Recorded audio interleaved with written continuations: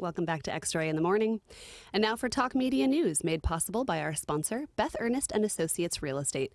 Beth Ernest's team of real estate brokers has been serving the Portland area for over 22 years, specializing in residential real estate, lots, and land. More at bethernest.com. We are pleased to welcome Mike Olesker from Talk Media News, talkmedianews.com. Good morning, Mike. Good morning. How are you this morning? Very well. We were just talking about how rainy it is outside, but we like that because we're in Portland. Well, we have snow here. We don't like that much. No. How much snow? We had about 6 inches the other day, and then we had another dusting last night. I think it's supposed to be a messy weekend, but listen, as long as you guys are happy, that's all. Thank you. Wow. Listen, this has been not only messy snow-wise, but politically, gee whiz. It's hard to keep up. It's been a week, hasn't it? What do you have for us, Mike? Well, you remember earlier in the week where William Barr was testifying before Congress, and there were a couple of moments that may not have seemed so significant at that moment, but I think are coming back to feel kind of haunting right now. At one point, Lindsey Graham said to Barr, if somebody told a witness to say something that wasn't true, would that be considered obstruction of justice? And Barr said yes. And later, Amy Klobuchar of Minnesota said, if the president persuaded a person to commit perjury, would that be considered obstruction of justice? And Barr said yes. Those moments come back to feel kind of haunting now because of an overnight story out of BuzzFeed. The headline on it, President Trump directed his attorney Michael Cohen to lie to Congress about the Moscow Tower project. That is major. They are, according to the BuzzFeed story, they've got a couple of federal law enforcement officials telling them that Trump and Cohen met 10 times to discuss this, that Trump told Cohen to lie to Congress about the Moscow Tower, Trump Tower project that was supposed to, the Trump people thought, was going to bring in $300 million to the Trump organization. Oh, wow. At a time when they were lying, when Trump was lying to the country saying, I have no business dealings, I have nothing going on with Russia. I'm telling you, he did not think he was going to win the election. No, I don't think so. And he thought he was going to cash in on that. And this terrible thing happened to him. He won. And it opened up all kinds of investigations. And according to these law enforcement officials, they had several witnesses within the Trump organization before they brought Michael Cohen in. He didn't have to tell them. They told him, and he merely confirmed it, that this was true, that Trump had told him to lie. So they've now got several witnesses telling these BuzzFeed guys. Here's a couple of things to keep in mind. It's easy for anybody to report, as everybody has been all morning, to report that BuzzFeed is saying this. Let's see if there's any follow-up from any other news outlets, whether it's New York Times or CNN or anybody else, doing their own independent reporting to confirm or deny what BuzzFeed has. The other thing is to keep in mind is that the two reporters who broke this story, these guys are heavyweights. One guy is a Pulitzer Prize winner. The other guy was a finalist for a Pulitzer Prize. We're not dealing with amateurs So here. fairly trustworthy. Yeah. Now, I have a question. Is it common for BuzzFeed to pick up these stories? Because Very good question. I haven't heard of BuzzFeed getting really deep into the political. I may be wrong, but didn't they break the story about that first British spy? With the salacious hotel room stuff. Mm-hmm. I think that was their story, wasn't it? I don't know, but we have the internet in front of us, so we'll find out. That's my recollection. You can check that out, certainly. But look how events are tumbling so quickly. Right. I don't know if you saw this 2 nights ago, Rudy Giuliani. He's on CNN, and he says to Chris Cuomo, I never said there was no collusion with the Russians. Oh my goodness. They're like What's he now saying? That there was? they're like children who are eating ice cream but covering their eyes and thinking that nobody can see them. Right. We're Who not are you eating going ice to cream. believe, me or your lying eyes? Exactly. How many times has Giuliani or Trump insisted there was no collusion?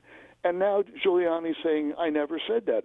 It's like Trump a week or so ago when he said, obviously, I never said Mexico would pay for the wall. Oh my goodness. We heard him say it a couple hundred times. He tried to insist that he never said that. Yeah. In my opinion, that's one of the most infuriating things about his presidency. You know, I mean, He just feels like he can write reality Yes. however he wants it. Yes, Oh my he God. blatantly lies. He's the biggest hypocrite. It's infuriating. I love the fact that his first word when he said that was obviously. Obviously, Obviously, I never said Mexico would pay for the wall.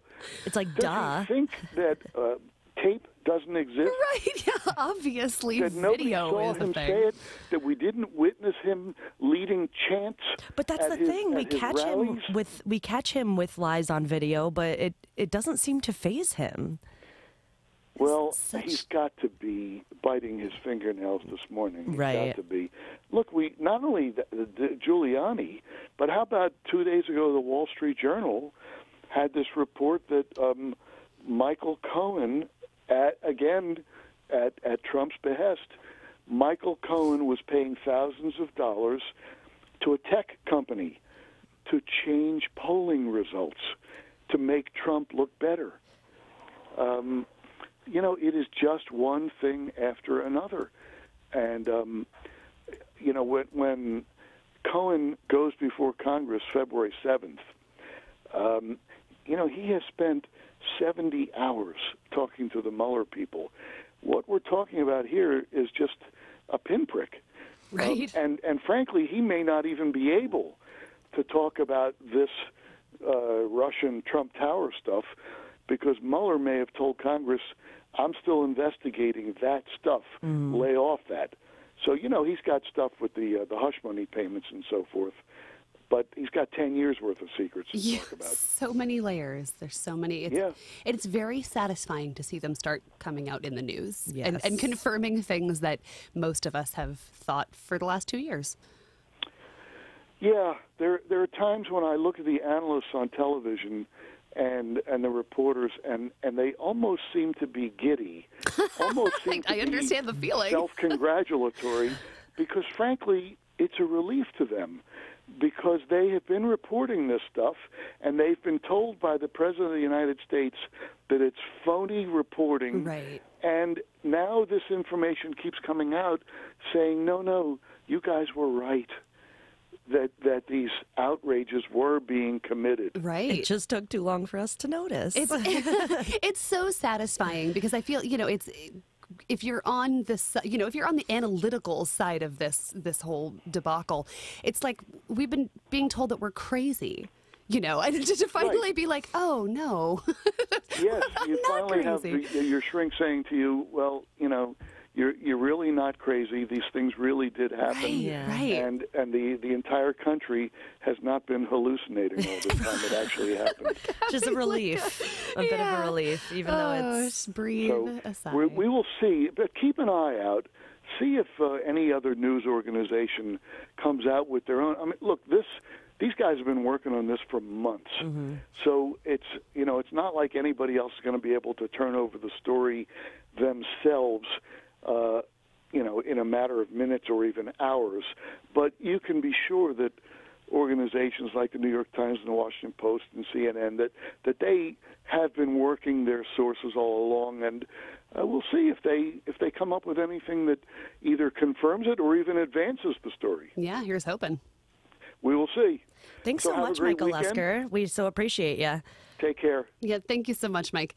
Talk Media News segment was brought to you by Beth Ernest and Associates Real Estate. Lots of land at bethernest.com. We're going to take a quick break and we'll be right back with more national news. Stick around.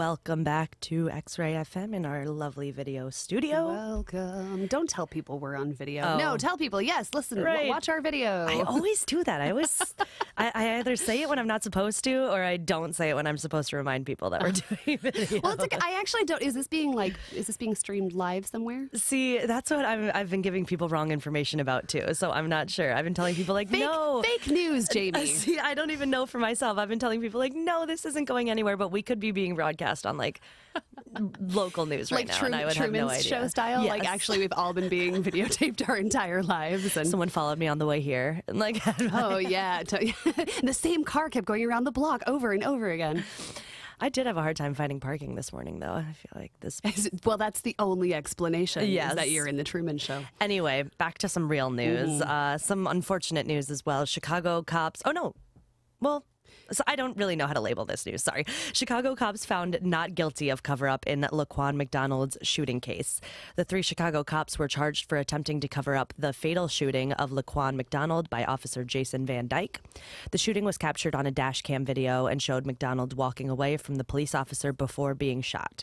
The prosecution's case was built around the recording of the event and police reports of the incident to show discrepancies between what was reported and what occurred. On the reports, there is a box to indicate whether or not McDonald used force, likely to result in harm or death of officers involved. The prosecutor for the case, Patricia Brown Holmes, argued that, quote, the only way the shooting of Laquan McDonald can be justified is if that last box is checked. Defendants Gaffney and Walsh checked that box knowing it was a lie. That's official misconduct. That's obstruction of justice. That's conspiracy right there in black and white. It is, but they've been found not guilty. Yeah. In a surprise to no one. Right. I mean, Chicago too is, you know, one of many racially charged cities in America that unfortunately has a lot of crime and shootings. And I don't have the answers for this. I feel like whenever we talk, because it's like at least once a week, I feel like these stories come up of an unarmed person, usually a person of color, has been killed or shot by the police, and then they're found not guilty, no fault. Here in Portland. Yeah. I mean, everywhere. Yeah. It's absolutely a national epidemic. That being said, I mean, I guess what's so upsetting to me is like, I don't want to demonize cops, and I don't want to demonize the victims. I hear you. We are all human beings. Like, we have got to find a way to erase this line of cop versus, you know, almost always unarmed black man. Right. There has to be a dialogue. I can't see any other way. Well, there almost was the Black Lives Matter movement when it turned into it was that very got opposed with the Blue Lives Matter. I know, you know, and it's so upsetting to me because I mean, I can think of in my mind friends that I have that have like, you know, one of each of those stickers on I mean, well, different people, but you know, like the stickers on their cars, and I'm like, you are making the same point. What you're saying is we all need to get behind all lives matter, you know, but it's which I understand, like, why that is so, you know, why that phrase is so problematic. Right. But I also, I don't see any other way. It's not ever going to be like, well, now it's the victims, right? And the cops are the ones that are, you know, but totally everybody agree. has to have accountability, and we have to be able to come together and have that conversation as a community. I agree. So, you know, just like, let's all sing Kumbaya and hold hands and have a love-in or whatever. I know, right? Because this is going to be, unfortunately, not the last time we hear about... What do you mean? We just solved it. That's it. The problem's over. Yeah, get everyone together. Everyone listen to Keira Lindenberg. Drink some tea and sing songs together. For president, by the way. In my perfect world. No, I don't want to be president. I don't want to be president, but I do want everyone to sing songs in a circle.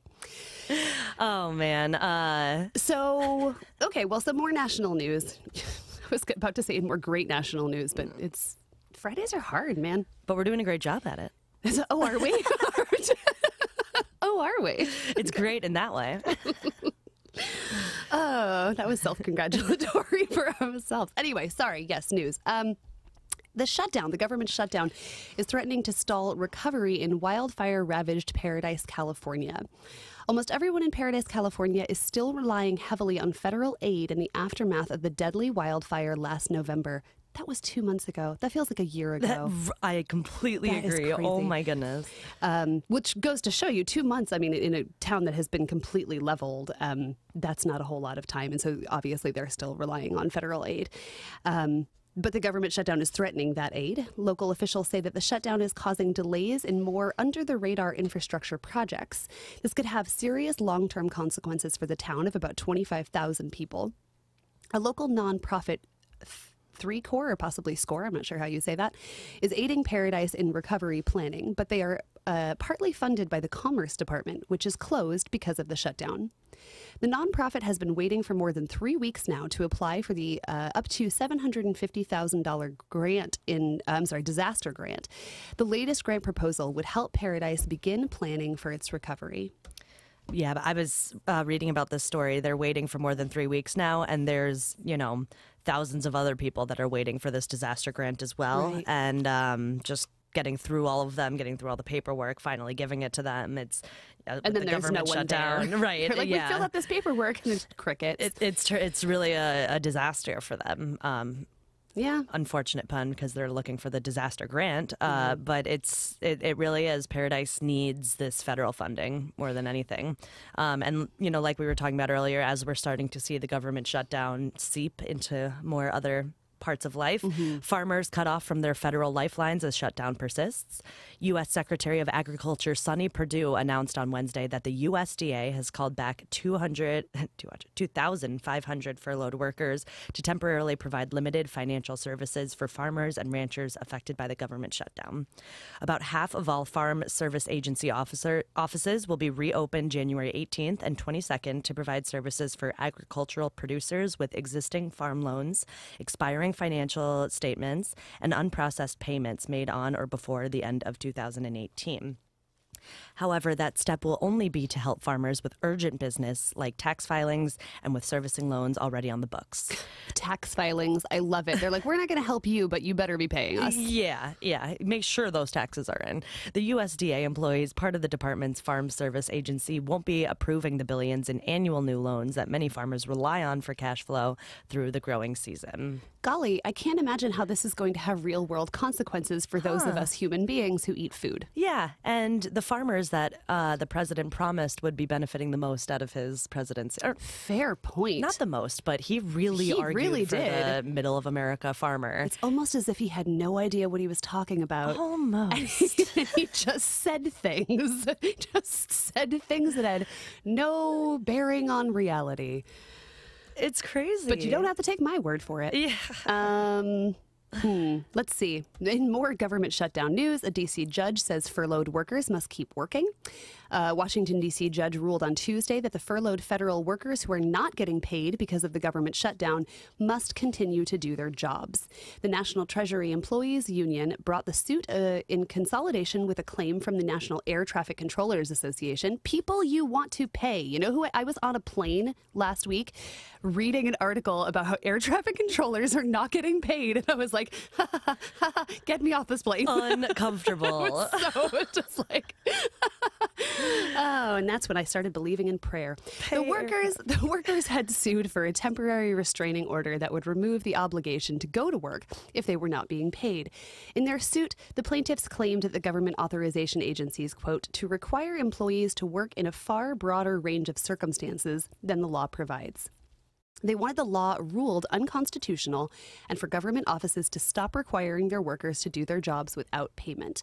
U.S. District Judge Richard J. Leon denied the workers' request for a restraining order. He reportedly said that it would be, quote, profoundly irresponsible to issue an order that would keep thousands of workers off the job. How long before these workers just stop caring?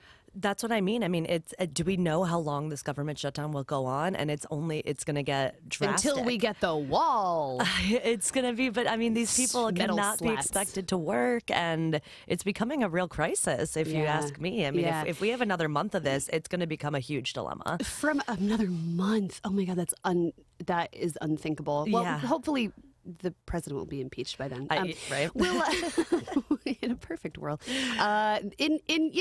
From like the zoomed out alien observing the human species sort of perspective, this is a really interesting experiment in how long can you force people to do a job without pay, which I think, not to like make this into more of a crisis than it is, but like, isn't that called slavery? When you force someone to do a job and you don't pay them. It's unfortunate. I mean, it's definitely becoming history because we haven't had a government shutdown for this long, and we have all kinds of messes going on. This is a bit of happy news for me. Judge rejects citizenship question for 2020 census. Oh, that is great. It's good. On Tuesday, U.S. District Judge in Manhattan, Jesse Furman, rejected the Trump administration's additional citizenship questions on the 2020 census. It was decided in a series of lawsuits that the questions would harm immigrants. Questions included, is this person a citizen of the United States? A question which hasn't been posed on the survey since 1950. I'm interested to see that it has been listed before, though, but it makes sense. Furman further elaborated that we didn't used to be great people. I don't know if you know that. Yeah. We're not super understanding. But what was it about 1950 did we take it off in 1950, I wonder? I don't know. And what brought them to take it off, and now it's trying to be reintroduced. And anyway, Furman further elaborated this as being unlawful since the question violated the Administrative Procedure Act in a number of ways. The court worried the questions like these would make immigrants and the Latinx community reluctant to vote. As if they aren't already from existing practices. Right. Right. Yeah, absolutely. Never mind. This goes. Were you going to open a whole bag of worms? I was, but it's not. We should move on to international. Well, we should take a quick break before international. I love it. Yeah, because You're the purveyor of breaks today. I'm enjoying the breaks. I might need a tissue or two. I'm going to have a little dance party. Can I, Diva on set needs a tissue here, so we're going to take a break. We'll be right back.